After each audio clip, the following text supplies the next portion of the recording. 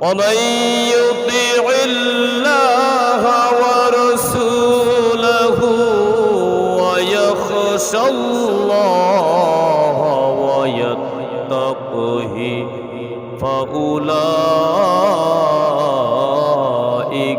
هم الفائزون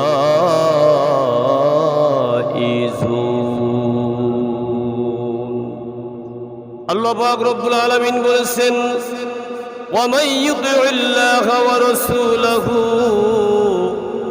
যে ব্যক্তি আল্লাহ এবং তার রাসূলের আনুগত্য করলো ওয়ায়াখশাল্লাহ আল্লাহ তাআলাকে ভয় করে যে আল্লাহ এবং তার রাসূলের আনুগত্য করি এবং আল্লাহ তাআলাকে ভয় করি ওয়ায়াত্তাকুহি আল্লাহ তাআলার অবাধ্যতা হতে সাবধান থাকে তার মানে হলো ওই বান্দা যখন কোনো গুনাহের কাজ সামনে এসে যায় তখন মনে মনে ভাবে আল্লাহ এই গুনাহের কাজটা করলে আল্লাহ আমার উপর অবদ্ধ হয়ে যাবে, এই গুনার কাজটা করলে আল্লাহ আমার উপর অবদ্ধ হয়ে যাবে, মদ খেলে আল্লাহ তাআলা অবদ্ধ হয়ে যাবে, হারাম ভক্ষণ করলে আল্লাহ তাআলা অবদ্ধ হয়ে যাবে, সুদ খেলে আল্লাহ তাআলা অবদ্ধ হয়ে যাবে, ঘুষ খেলে আল্লাহ তাআলা অবদ্ধ হয়ে যাবে,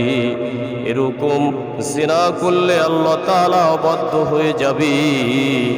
গুনাহের কাছে গিয়েও বান্দা যখন আল্লাহ তাআলার অবদ্ধতা হতে সাবধান থাকে আল্লাহ তাআলা বলেছেন ফাউলাইকা হুমুল ফাইজুন, এই এরাই হচ্ছে প্রকৃত অর্থে সফল কাম। সুবহানাল্লাহ। আল্লাহ এবং তার রাসূলের আনুগত্য করবে, আল্লাহ তাআলাকে ভয় করবে, এরপরে আল্লাহ তাআলা যে সমস্ত কাজে অবদ্ধ হয়ে যান ওই কাজগুলা থেকে সাবধান থাকবে। এই গুণগুলা যাদের মধ্যে থাকবে আল্লাহ তাআলা বলছেন তারাই হচ্ছে প্রকৃত সফল কাম। সুবহানাল্লাহ। ভাইরা আমার, বন্ধুরা আমার, সাহাবীদের আনুগত্য কেমন ছিল দেখুন। বুখারী শরীফের 4199 নং হাদিস, খায়বার যুদ্ধের ঘটনা। মুহাম্মদুর রাসূলুল্লাহ সাল্লাল্লাহু আলাইহি ওয়াসাল্লাম যুদ্ধের ময়দানে আছেন সাহাবীদেরকে নিয়ে। একজন ঘোষণা করলো, ইয়া রাসূলুল্লাহ, লোকজন তো গৃহপালিত গাধার গোশতগুলা খেয়ে ফেলতেছে, গাধার গোশত ভক্ষণ করতেছে। আল্লাহর নবী আরেকজনকে ঘোষণা করতে বললেন, এই তুমি জানিয়ে দাও তারা যেন গৃহপালিত গাধার গোশতগুলা না খায়, কারণ গাধার গোশতগুলা না পাক ওগুলা আল্লাহ তাআলা খেতে নিষেধ করেছেন। লোকটি ঘোষণা দিয়ে দিল, এই তোমরা গাধার গোশত খেও না, আল্লাহ এবং তার রাসূল গাধার গোশতগুলা খেতে নিষেধ করেছেন, কারণ ওগুলা নাপাক।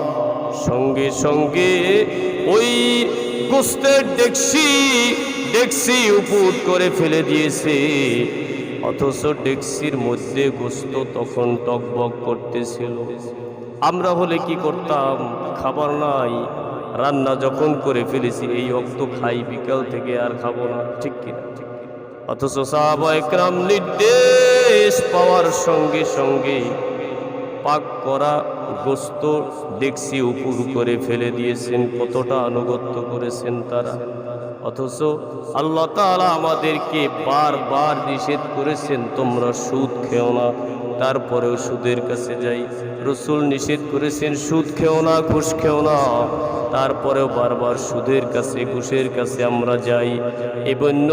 এভাবে বিভিন্ন গুনাহের জন্য আল্লাহ তাআলা এবং তার রাসূল গুনাহ থেকে দূরে থাকতে বলেছেন, তার সত্ত্বেও আমরা বারবার সেই গুনাহে লিপ্ত হচ্ছি।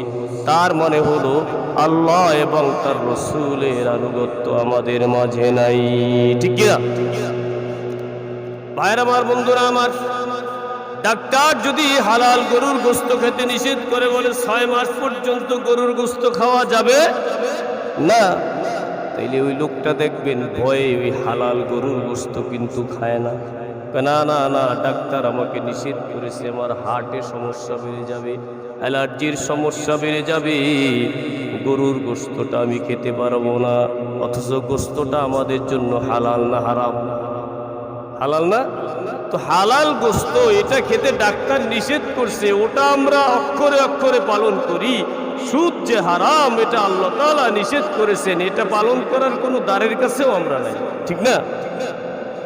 মদ হারাম, জেনা হারাম, ব্যভিচার হারাম, অন্যের সম্পদ লুণ্ঠন করা হারাম, যত হারাম কাজ আছে এই হারাম থেকে দূরে থাকতে বলেছেন কে? আল্লাহ এবং তার নবী দূরে থাকতে বলেছেন, অথচ দূরে থাকার নাম গন্ধ আমাদের মাঝে নাই। ডাক্তার নিষেধ করলে সেটা অক্ষরে অক্ষরে পালন করি আমরা। এমন মুসলমান আমরা তো রসুলকে প্রত্যাখ্যান করতেছি, আল্লাহ তাআলার হুকুমকে প্রত্যাখ্যান করতেছি। হাদিস শরীফের মধ্যে আসছে, আল্লাহ রসুল বলেছেন, কুল্লু উম্মতি ইয়াদখুলুনাল জান্নাতা ইল্লা মান আবা। নবী আমার বলেছেন, আমার সব উম্মত জান্নাতে যাবে, শুধু ওই ব্যক্তি জান্নাতে যাবে না যে প্রত্যাখ্যান করে। প্রত্যাখ্যান করে ক্বালু ইয়া রাসূলুল্লাহ, সাহাবায়ে কেরাম প্রশ্ন করেছেন,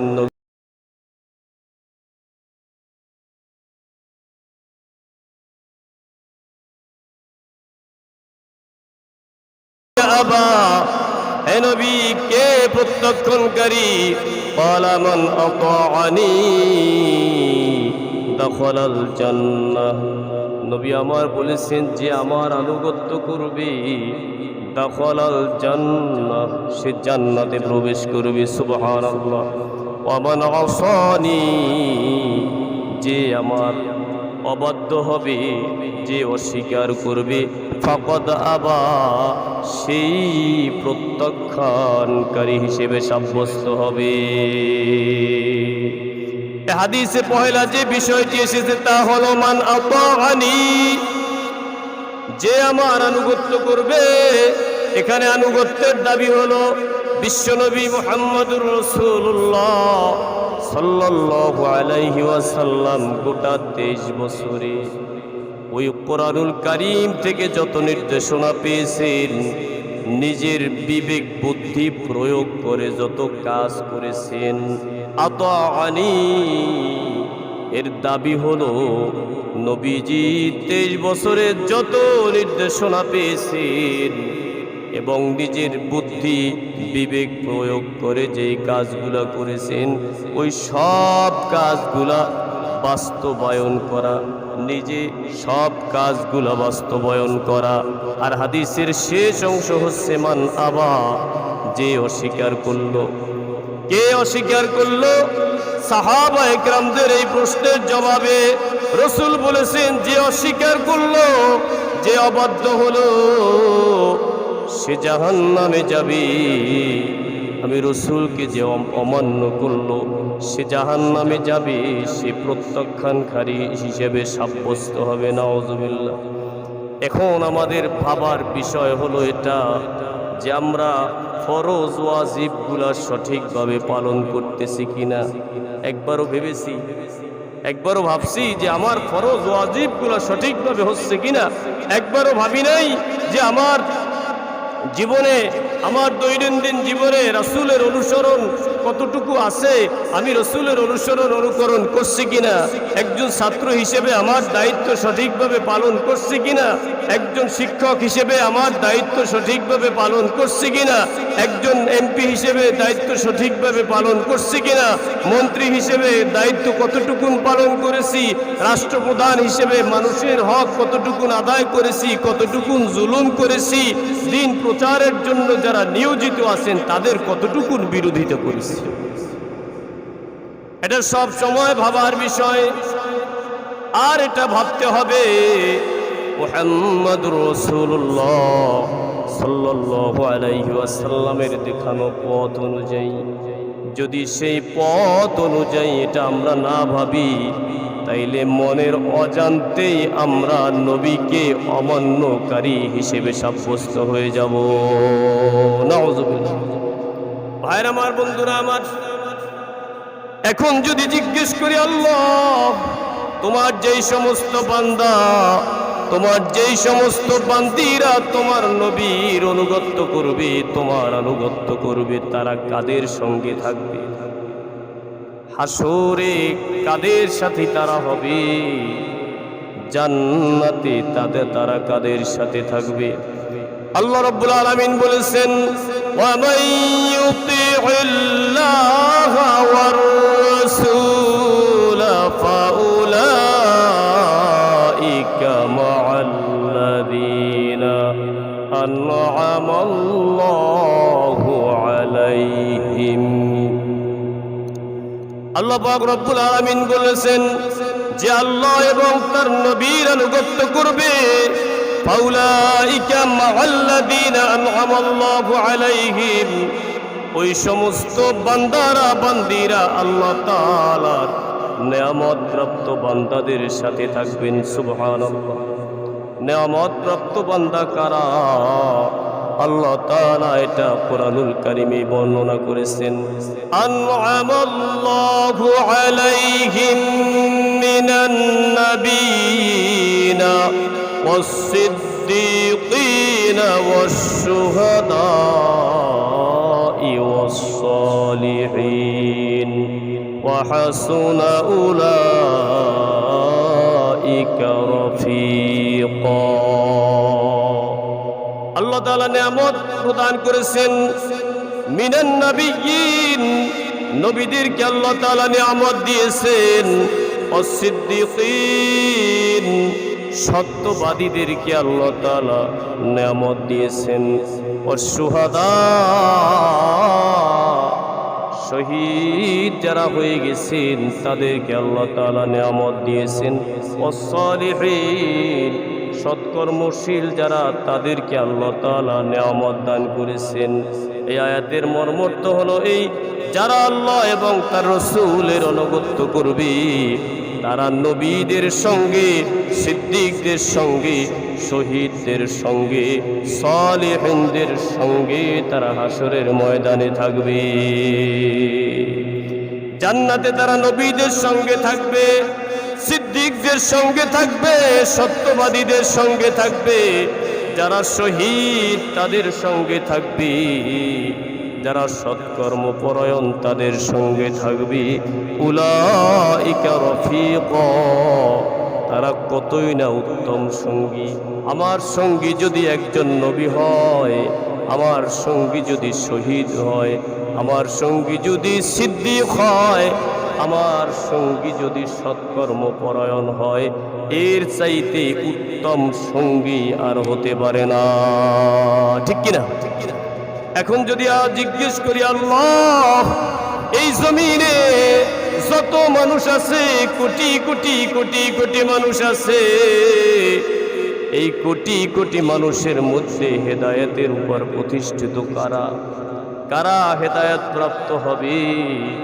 আল্লাহ তাআলা এটাও কোরআনুল কারীমের মধ্যে বলে দিয়েছেন, ফাআমিনু বিল্লাহি ওয়া রাসূলিহিন নাবিয়্যিল উম্মিয়্যিল্লাযী ইউমিনু বিল্লাহি ওয়া কালিমাতিহি ওয়াত্তাবিউহু লাআল্লাকুম তাহতাদুন। আল্লাহ রাব্বুল আলামিন বলেছেন, ফাআমিনু বিল্লাহি, সুতরাং তোমরা আল্লাহ তাআলার আনুগত্য করো, ওয়া রাসূলিহিন নাবিয়্যিল উম্মিয়্যিল্লাযী, আর উম্মি নবীর আনুগত্য করো, আল্লাযী ইউমিনু বিল্লাহি ওয়া কালিমাতিহি, যে নবী আল্লাহ তাআলার উপর ঈমান আনেন এবং তার বাণী সমূহের উপর ঈমান আনেন। ওয়াত্তাবিউহু লাআল্লাকুম তাহতাদুন, তোমরা তার ইত্তেবা করবা, তার আনুগত্য করবা, লাআল্লাকুম তাহতাদুন, তাইলে অবশ্যই তোমরা হেদায়াত প্রাপ্ত হয়ে যাইবা। সুবহানাল্লাহ, সুবহানাল্লাহ। আল্লাহ তাআলা এর পরের আয়াতে বলেছেন, ওয়া ইন তুতিউহু তাহতাদু ওয়া মা আলার রাসূলি ইল্লাল বালাগুল মুবিন। ওয়া ইন তুতিউহু, যদি তোমরা ইত্তেবা করো, আনুগত্য করো, তাহতাদু, তাইলে তোমরা হেদায়াত প্রাপ্ত হইবা। সুবহানাল্লাহ। ওয়া মা আলার রাসূলি ইল্লাল বালাগুল মুবিন, আর আল্লাহর রাসূল স্পষ্ট পৌঁছে দেওয়ার দায়িত্ব মাত্র। রাসূলের দায়িত্ব হচ্ছে শুধু স্পষ্টভাবে পৌঁছে দেওয়া। ভাইরা আমার, বন্ধুরা আমার, আমাদের ব্যক্তিগত জীবন, পারিবারিক জীবন, সামাজিক জীবন, রাজনৈতিক জীবন, অর্থনৈতিক জীবন, জীবনের প্রত্যেকটি মুহূর্তে রাসূলের অনুসরণ অনুকরণ চাই কিনা? জোরে বলেন, চাই কিনা? আমার জীবনের সব কাজগুলা রাসূলের তরিকায় হবে। আল্লাহ জাল্লা শানুহু যেভাবে ঘোষণা করেছেন সেইভাবে আমার দৈনন্দিন জীবনের কাজকর্মগুলো হবে। তাইলে আল্লাহ পাক রব্বুল আলামিন আমাকে হেদায়াত প্রাপ্ত বান্দাদের মধ্যে শামিল করবেন। বুখারী শরীফে 3705 নং হাদিস, ফাতেমাতুজ যোহরা রাদিয়াল্লাহু তাআলা আনহা যাতা চালাতেন। আমরা অনেকে এই হাদিসটা জানি। তিনি যাতা চালাতেন, যাতা চালাতে ফাতেমাতুজ যোহরা রাদিয়াল্লাহু তাআলা আনহার কষ্ট হয়। এখন বিকেলবেলা স্বামীর কাছে বলে, স্বামী হে, আমি তো যাতা চালাচ্ছি, আমার যাতা চালাতে কষ্ট হয়। বাবার কাছে গিয়ে যদি দেখতাম কোনো খাদেম পাইতাম কিনা। রাসূল পাক সাল্লাল্লাহু আলাইহি ওয়াসাল্লামের কাছে যুদ্ধবন্দী কিছু লোক আসলো। ফাতেমাতুজ যোহরা রাদিয়াল্লাহু তাআলা আনহা বাবার বাড়িতে চলে গেছেন। মা আয়েশা রাদিয়াল্লাহু তাআলা আনহাকে বলতেছেন, আয়েশা, আমি যাতা ঘুরাই, যাতা ঘুরাতে আমার কষ্ট হয়, আমি একটা খাদেমের জন্য এসেছিলাম। আল্লাহর নবী তখন বাসায় ছিলেন না। নবীকে বাসায় না পেয়ে ফাতেমাতুজ যোহরা রাদিয়াল্লাহু তাআলা আনহা চলে আসলেন। নবী যখন বাসায় এসেছেন, হযরত আয়েশা বলতেছেন, ফাতেমা এসেছিল এই জন্য ফাতেমা এসেছিল। ফাতেমাতুজ যোহরা রাদিয়াল্লাহু তাআলা আনহা আসার উদ্দেশ্য তিনি বর্ণনা করলেন। আপনাদের কাছে প্রশ্ন, বাবার কাছে মেয়ের প্রতি মায়া মমতা সবচাইতে বেশি না কম? বেশি কিনা? আবার মেয়েদের মনে বাবার প্রতি মায়া মমতা ভালোবাসা সবচাইতে বেশি। এজন্য দেখা যায় ওই মেয়েরা বাবার বাড়িতে বসে যদি ভালো মন্দ কিছু খায়, তবে বাবার কথা মনে ওঠে, আমার বাপ না জানি কি খাইছে। মেয়েরা বেশি বাপ ভক্ত হয়, বাবারা বেশি মেয়ে ভক্ত হয়। এটা রাসূলের ওই হাদিস দিয়ে আমরা জানতে পারি। রাসূল বলেছেন, ফাতেমা হচ্ছে আমার কলিজার টুকরা। ফাতেমাকে যে কষ্ট দেয় সে যেন আমার নবীকে কষ্ট দেয়। সুবহানাল্লাহ। নবী বলেছেন, যার একটি মেয়ে তার একটি জান্নাত, যার দুইটি মেয়ে তার দুইটি জান্নাত। আল্লাহর নবী বলেছেন, যার তিনটি মেয়ে আছে ওই তিনটি মেয়েকে দ্বীনি ইলম শিক্ষা করে সৎ পাত্রস্থ করতে পারবে। কিয়ামতের ময়দানে ওই মেয়েদের বাবা আর আমি মুহাম্মদুর রাসূলুল্লাহ সাল্লাল্লাহু আলাইহি ওয়াসাল্লাম একই জান্নাতে থাকব। সুবহানাল্লাহ, সুবহানাল্লাহ। এখন মেয়ের প্রতি তো টান এসে গেছে। আরে আমার মেয়েটা কি জন্য এসেছিল, আমি একটু যাই।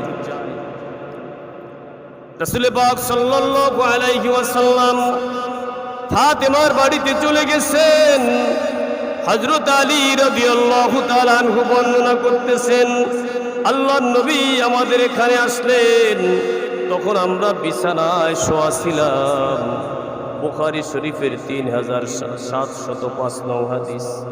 তখন আমরা বিছানায় শোয়া ছিলাম। রসুল আসা মাত্রই আমি আলী তাড়াতাড়ি উঠতে আরম্ভ করলাম, উঠে বসতে চাইলাম। আল্লাহর নবী বললেন, এই ফাতেমা, আলী, তোমরা যে যে অবস্থানে আছো এইভাবে থাকো। এরপরে রাসূল পাক সাল্লাল্লাহু আলাইহি ওয়াসাল্লাম আমাদের মাঝে এমন ভাবে বসতেন, নবীজির দুই পায়ের শীতলতা আমি আলী আমার বুকে অনুভব করেছি। এরপরে নবী বলেন, হে ফাতেমা, কি জন্য তুমি গিয়েছিলা সেটা আমি জানি। তুমি যা চেয়েছো তার চাইতে উত্তম কিছু তোমাকে আমি শিক্ষা দিব কিনা। তুমি যে জন্য গিয়েছিলা সেটা তো আমি জানি। হ্যাঁ, তুমি যা চেয়েছো এর চাইতে উত্তম কিছু আমি তোমাকে শিক্ষা দেব কি? আল্লাহ রাসূল সাল্লাল্লাহু আলাইহি ওয়াসাল্লাম বলছেন, ইদা আখাযতুমা মাযাজিআকুমা, হে ফাতেমা, আলী, যখন তোমরা ঘুমানোর জন্য বিছানায় যাবে, তুকাব্বিরু আরবাআন ওয়া সালাসিন, তখন তোমরা 34 বার তাকবীর বলবে। তাকবীর বলবে কয়বার? তুকাব্বিরু আরবাআন ওয়া সালাসিন, 34 বার তোমরা আল্লাহু আকবার পাঠ করবে। ওয়া তুসাব্বিহু ওয়া সালাসিন, 33 বার তোমরা সুবহানাল্লাহ পাঠ করবে। 33 বার সুবহানাল্লাহ পাঠ করবে। ওয়া তাহমাদা সালাসান ওয়া সালাসিন, আর 33 বার তোমরা আলহামদুলিল্লাহ পাঠ করবে। কোন সময়? যখন ঘুমোতে বিছানায় যাব তখন সুবহানাল্লাহ কয়বার? আল্লাহু আকবার কয়বার? 34 বার আল্লাহু আকবার, 33 বার সুবহানাল্লাহ, 33 বার আলহামদুলিল্লাহ।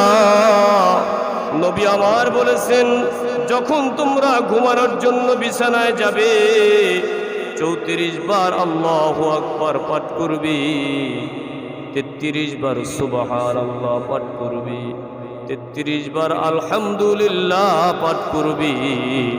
ফাহুয়া খায়রুল লাকুমা মিন খাদিম, এটা তোমাদের জন্য খাদেম অপেক্ষা উত্তম হয়ে যাইবে।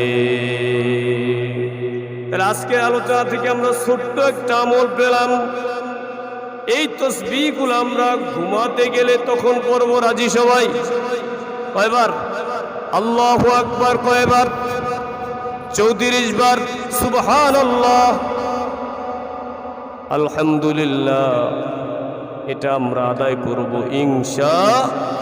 হযরত আলী রাদিয়াল্লাহু তাআলা আনহু বলেন, ফামা তারাকতুহা বাদু, এরপরে আমি কোনোদিন এই আমল ছাড়ি নাই।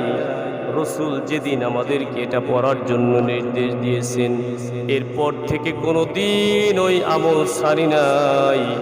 একজন প্রশ্ন করল, সিফফিনের যুদ্ধের রাতেও কি আপনি ছাড়েন নাই? বলে, ওয়ালা লাইলাতা সিফফিন, না, সিফফিনের যুদ্ধ চলাকালীন ওই রাতেও রসুলের এই দেওয়া আমলগুলো আমি আলী ছাড়ি নাই। কত আনুগত্য তাদের, যে রসুল বলছেন ঘুমানোর সময় এই এই আমলগুলো তোমরা করবে, এটা তোমাদের জন্য খাদেম অপেক্ষা অনেক উত্তম হবে। আমি আলী যুদ্ধে থাকাকালীনও ওই সিফফিনের যুদ্ধের সময় এই আমল করতে ভুলি নাই, এটা আমি ছাড়ি নাই। আনুগত্যটা কেমন! ভাইরা আমার, বন্ধুরা আমার, সর্বোপরি কথা হলো, প্রত্যেকটি ক্ষেত্রে আল্লাহ তাআলার আদেশ, আল্লাহ তাআলার আনুগত্য, মুহাম্মদুর রাসূলুল্লাহ সাল্লাল্লাহু আলাইহি ওয়াসাল্লামের আনুগত্য সকলার করতে হবে। ব্যক্তি জীবন, পারিবারিক জীবন, সামাজিক জীবন, রাজনৈতিক জীবন, অর্থনৈতিক জীবন, জীবনের প্রত্যেকটি ক্ষেত্রে আল্লাহ তাআলার আনুগত্য, রসুলের আনুগত্য, রসুলের তরিকা সবাই মানব এখন যদি জিজ্ঞেস করি, আল্লাহ তোমার এবং তোমার রসুলের আনুগত্য না করলে কি হবে? আল্লাহ পাক রব্বুল আলামিন সূরাতুল ইমরানের মধ্যে 32 নং আয়াতে ঘোষণা দিয়ে দিয়েছেন, কুল আতিউল্লাহা ওয়ার রাসূল ফাইন তাওয়াল্লাইতুম ফাইন্নাল্লাহা লা ইউহিব্বুল কাফিরিন।